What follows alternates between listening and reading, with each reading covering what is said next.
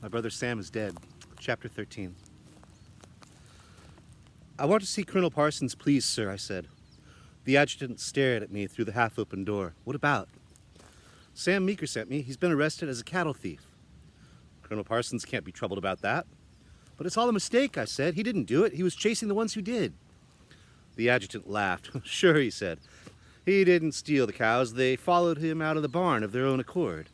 Please, I begged. It's true. We were sitting there. Enough, he said. Colonel Parsons is in bed. Come back in the morning and perhaps he'll see you then. There wasn't any point in arguing with him, I realized. I would have to see Colonel Parsons in the morning. The cows were still loose, and I had to do something about them anyway. Thank you, sir, I said, and turned and ran back over the empty spaces of snow toward the training ground. In the brightness of the moonlight, it was easy to see the forms of 3 cattle standing in the middle of the snowy field.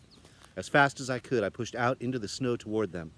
As fast as I came up, I saw the 4th cow lying on the ground. It was dead, half buried in the snow, and its belly had been sliced open, its guts glistening wet in the moonlight. The 3 living cows were staggering around in the deep snow and bawling unhappily. I found a stick in the tree line at the edge of the field and began driving the cattle home. It was a terrible job. They hated floundering around in the deep snow and balked constantly. It took me over half an hour to get them safely back into the barn. I threw them down some hay, and then I went into the tavern. Mother was sitting in front of the fire, looking worried. I saw you coming across the road, she said. Where's Sam? They arrested him, I said. The ones who stole the cattle beat him up, and they said he'd stolen the cattle himself and marched him off somewhere. Back to the encampment? I guess so, I said. They'll let him go in the morning, won't they? I mean, all we have to do is explain it, don't we? She shook her head. I have a terrible foreboding, Timothy. I want to pray. The dead cow is still out there, Mother. I want to get it before somebody else does. Well, if we haven't got time to pray to the Lord for help, we haven't got much time at all, have we? So we got down on our knees and prayed for Sam. Then I got the butchering knives out, and we went together into the snow field and cut up the cow. The meat was already beginning to freeze, making it hard to cut. We had to chop it into small pieces, too, because neither of us was strong enough to carry off a whole side of beef by ourselves. It took us an hour of struggling to cut the animal up and carry it home. We hid it in the barn loft under the hay. It would keep well enough in that cold weather. In the morning, I went back to Captain Betts' house to talk to Colonel Parsons. They made me wait around outside the door for half an hour before they let me in. Colonel Parsons seemed nice enough, but awfully busy. I told him the story, but he shrugged. It surprises me that Sam would be taken for a thief. I thought he was a man of greater patriotism than that, but people fool you. He didn't do it, sir. These other men... He held up his hand to stop me. I know, you told me that. In any case, there isn't anything I can do. They've taken him out to the encampment, and it'll be up to General Parsons to do what he wants. I'd get out there in a hurry, though. The general is determined to make an example of somebody. He could go hard with Sam. General Putnam is a great and dedicated patriot, and he does not take defection from duty lightly. Now I was beginning to get worried. At first, it had seemed that it wouldn't take much to straighten the mistake out. After all, it was our cows that had been stolen. Surely they'd believe us when we told them that Sam hadn't taken them. But the way Colonel Parsons talked about it bothered me. He didn't seem to care very much whether Sam was guilty or not. It didn't seem very important to him. I said so to Mother. She looked sad. They've seen so much death, these soldiers. What does the life of one more man mean to them? She sighed. Now we must go down to the encampment and try to save him. We couldn't both go. One of us had to stay and watch the tavern. We were required by law to keep open most of the time in case travelers came by. In any case, it was risky to leave the place unguarded. We decided that Mother ought to go. She was an adult. Her word would go better with General Putnam than mine would. She put on her bonnet and wrapped a shawl around her shoulders and started out. I stood in the yard and watched her go down the road until she was merely a black spot in the field of white. Then I went out to the barn to look the cattle over more carefully in case any of them had been hurt. Not that it mattered much. I was determined to butcher them as soon as I had a chance. Betsy Reed came into the tavern a half hour later. She hadn't bothered to comb her hair properly, and she looked scared. What's happened to Sam? I heard he was arrested for something. For stealing our own cattle, I said. She got angry. Sam didn't do that, she said. I didn't say he did. I told her the story. Mother's really worried. I've never seen her so down, not even when we found out Father was dead. She bore up when he got captured and bore up when we learned that he died, but she isn't bearing up now. She's trying, but she isn't bearing up. It's not having enough to eat, Betsy said. You don't have the strength to keep your spirits up. She sat and dropped her head on the taproom table. What are we going to do about Sam? I don't know. Mother's finding out. Will they hang him if they think he did it? I don't know, I said. It seemed a good chance that they would, the way everybody was talking about how hard General Putnam was, but I didn't want to think about that. Probably they'd just put him in prison. I wouldn't mind that, Betsy said. At least he wouldn't be able to get himself into trouble anymore. I didn't say anything. All I could think about was Father and Jerry Sanford. Could your father do anything, I asked. Maybe, she said. I'll talk to him right away. She left. I was glad. I didn't want to dwell on Sam.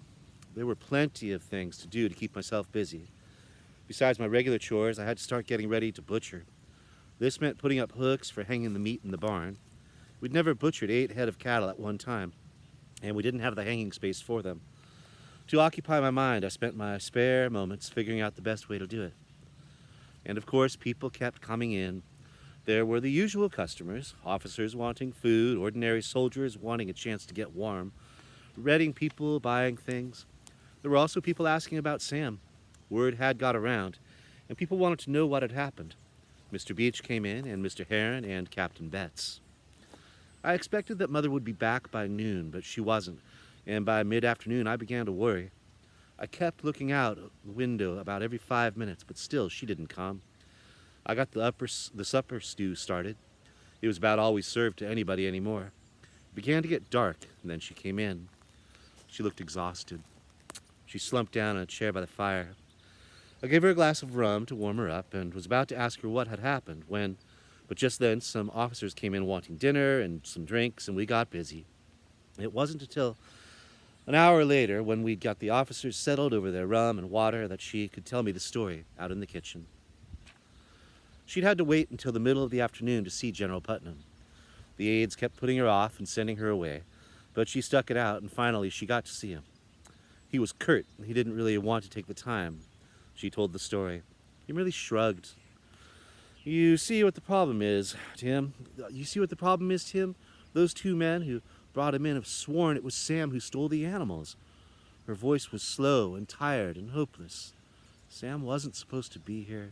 He was supposed to be on duty with Colonel Parsons at the Betts house. But Colonel Parsons didn't care. He always let Sam come over and visit. Still, he wasn't supposed to. Officially, Sam had deserted his post. Why should they believe Sam about the cattle over the other men? Why should they believe me? I'm his mother. I'd certainly lie to save him. She paused. Go out and see if the officers need anything. And bring me some more rum. I'm cold. They wouldn't let us see Sam. But a few days later, Colonel Reed came into the tavern and sat down with Mother and me. He looked serious. I've been down to the encampment, he said. I've talked with some of the officers there. I'm afraid it looks bad for Sam. Would you like some rum, Colonel Reed? Mother asked. Her voice was harsh. Would you like some rum, Colonel Reed? Mother asked. Her voice was harsh. I'm going to have some myself. Without waiting for him to answer, she brought the rum and poured 2 glasses. Thank you, Colonel Reed said. Why is it bad for Sam, sir? I said. He sipped at the rum. Here's the problem. Those soldiers Sam caught with the cattle are scared to death. Putnam will simply decide to hang them all as an example. They're prepared to tell any kind of lie about Sam to get themselves off. If it were just Sam's word against somebody else's, it might be different, but there are 2 of them, and if they tell the same story, they can be convincing. He shook his head. Then there's the fact that Sam comes from a Tory family. We're not really Tories, though, I said. Father wasn't. None of us are. That's not the way General Putnam's going to see it. But won't there be a trial, sir? I asked.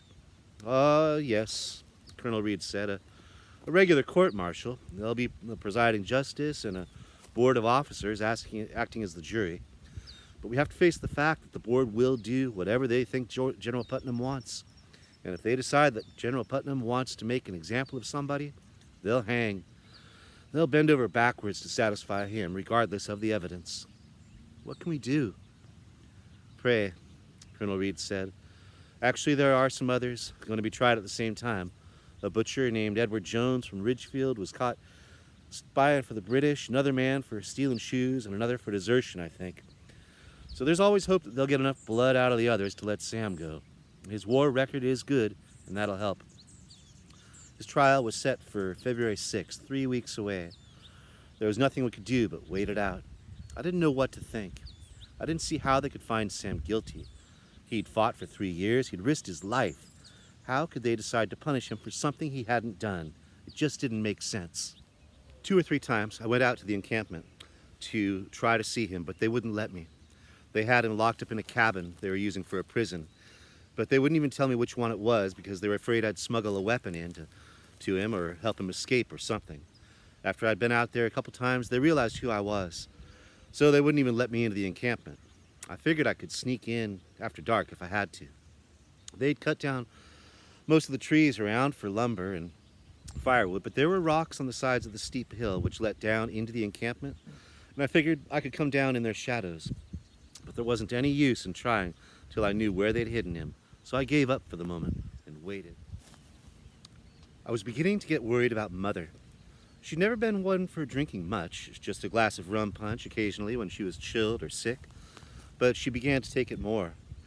Not that she was drunk all the time or anything like that, but sometimes I'd come upon her standing by herself with a little glass of rum in her hands. She'd hardly notice I was there until I spoke to her. It wasn't as much as I say, but she was changed and it bothered me. Finally, February 6th came. Colonel Reed came in to first thing in the morning. I'm going out to the encampment, he said. I'll bring back news tonight. All day long, I was so nervous I couldn't eat. I couldn't sit still. I had to keep moving around, and I was glad when people came in wanting food or hot drinks so I could keep busy. Once, 2 officers came in and ordered hot rum to warm up with. One of them said, "Oh, did you see any of the court-martial?" "No," the other said. "Why bother? Putnam's determined to hang 'em all anyway." I shuddered but said nothing. It was after dark when Colonel Reed came in. He was tired, his shoulders were sagging, and his face was grim. He didn't have anything to say at all. I knew what had happened. "Where's your mother?" "She's out back in the kitchen." I went and got her. She stood in the doorway, saying nothing. "Mrs. Meeker, I have bad news. They're going to execute Sam." She smiled politely. "That isn't news, Colonel Reed.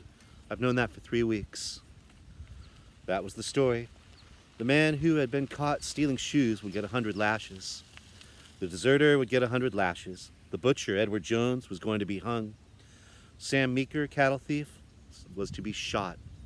The executions would take place on a hill near the encampment on February 16th, a Tuesday. The Sunday before, there would be a compulsory church attendance. It surprised me that I didn't cry or faint or anything like that. I was numb and nervous and nothing more. And I began making plans. The first thing I did was to go to see Colonel Parsons.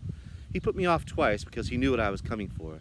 But as he was quartered next door to us, he knew that he'd have to see me sooner or later. So finally he did. "I can't help you," he said bluntly. "The court-martial has been decided, and that's the end of it." "Then who can help me, sir?" I demanded. He stared at me. "General Putnam. Nobody but General Putnam." "All right then, give me a note to him, sir." "Why should I do that?" he asked. "Because Sam didn't do it. You know that's true." He stared at me. "Sir." "Sir?" He put his head down in his hands. "War is hard, boy. Sometimes we do a lot of things we don't want to do. A lot of very good men have been killed in this war, and all we can do is hope that it's been worth it. Maybe it hasn't, but maybe in the end we'll conclude that. But I don't think so. I think it will be worth it, despite the death and destruction." He raised his head again and looked at me. "No," he said. "I don't think Sam stole those cows, but I can't prove it and neither can you. Who knows, maybe he did it after all. Maybe he had some kind of arrangement with those other men to throw suspicion off himself. Sam would never have done that." He smashed his hand down on the desk. "Watch how you address me," he snapped. I blushed. "I'm sorry, sir." He put his hands behind his head and leaned back. "Do you want to know what General Putnam is thinking?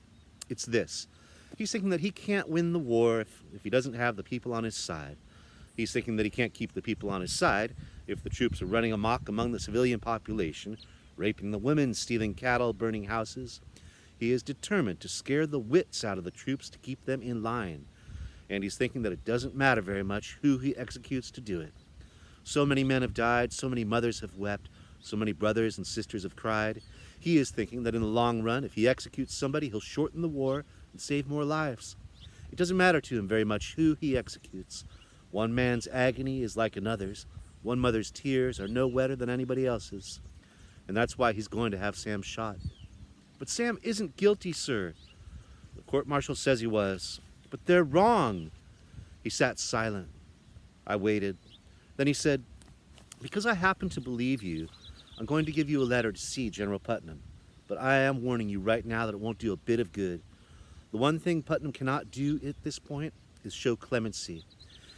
If he's going to make his point with the troops, he can't start letting people off easily. He took up a piece of paper, wrote something on it swiftly, folded it and sealed it and addressed it to General Putnam. Then he gave it to me and I left running. I ran most of the way out to the encampment over the packed snow. The sky was cloudy. There would be snow and more snow. I arrived at the gate, my breath rasping in my throat so hard that I couldn't speak. I handed my letter to the guard. He took it and called over a soldier. Take this boy to General Putnam, he said. We walked up the encampment street past a long line of huts. They were identical, 100 of them with plumes of bluish smoke rising like a forest into the air. Soldiers were everywhere, cutting wood, cleaning things, drilling. Then we came to a house bigger than the huts, but made of the same kind of logs. The soldier handed me my letter to the guard at the door. The guard took it inside, and in about 5 minutes he came back. Just wait, he said. I waited for half an hour, and then 2 hours. Officers went in and out, and still I waited. I got hungry, but I didn't dare to leave to go in search of something to eat. It became 1 in the afternoon, and then a soldier came out and brought me in. General Putnam was sitting behind a rough trestle table they'd set up for his desk. There were papers neatly arranged, and ink bottles, pens, sand for blotting the ink, and a set of maps. He was a big man of about 60 with lots of white hair. He wore the continental uniform of buff and blue. He did not look kind. Meeker? Yes, sir. All right, let's have it. He scared me. His voice was hard and his eyes flashed. But I told him the story exactly as it had happened, and I finished by saying, Sam wouldn't steal our own cattle. He just wouldn't. He's been fighting for 3 years. He's been a good soldier, and he didn't do it, sir. I swear it. I know because... Enough, he said. My time's valuable. He took up a piece of paper and quickly wrote something on it. Then he said, I'll consider it. That'll be all. Sir, can I see my brother? He frowned at me. Then he shouted, Sergeant, take this boy up to the stockade to see Sam Meeker. See that they stay 6 feet apart and pass nothing between them. Thank you, sir, I said. Then I followed the guard out. The stockade was situated just at the bottom of the slope, which dropped down into the encampment. It was a wooden hut like the others, but surrounded on all sides by a picket fence to give the prisoners a place outdoors to walk in. Guards were posted at every corner. There were some small holes cut in the fence, each about a foot square. The guard put his face to one of the holes and shouted, Meeker, you got a visitor here. Then he drew a line in the snow with his toe about 6 feet from the fence. Stay behind that line, he said. Sam's face appeared at the hole. He was dirty and unshaven, and his hair was uncombed. Timmy, he said. How are you, Sam? I said. Oh, I'm all right for a man about to die. Don't give up hope, I said. I've just seen General Putnam. He said he'd consider your case. Is that right? He said, really? He said he would. What did he actually say? Sam said. Does he believe I'm not guilty? I don't know, I said. He doesn't say. You're a good boy, Tim. Sam, how come they found you guilty? I guess I didn't score enough telling points, he said. No, really. The other men lied. They knew they were in for it right from the moment I spotted them in the training ground. I only saw one of them at first, and I leveled the musket at him. But the other one was down on the ground in the shadows, gutting the cow, and he came back up behind me and stuck his knife point against my back. So they got me. Then they bashed me around a little and took me in. They were smart. They had a story all worked out about hearing somebody shout, "Stop, thief," and seeing me driving the cattle across the training ground and coming at me to get out. Coming out to get me. And of course, I wasn't supposed to be at home anyway. I was supposed to be on duty at the Betts' house, so that went against me. And that was that. What else can we do, Sam? Pray, I guess. You'd better have Mother do that. The Lord is more likely to believe her than you, Tim. He grinned. I grinned back, but I felt sick inside. And the guard said, "Time's up, lad." "I'll try to get back to see you again, Sam," I said. "Say hello to Betsy for me," he said. "Yes." "And Mother," he said. "Yes," I said. "And I'll try to think up some more telling points for General Putnam, too." He grinned. "You're the best brother I've got, Tim." I tried to grin back. "I better be." "Come on, you," the guard said. So I waved goodbye and left.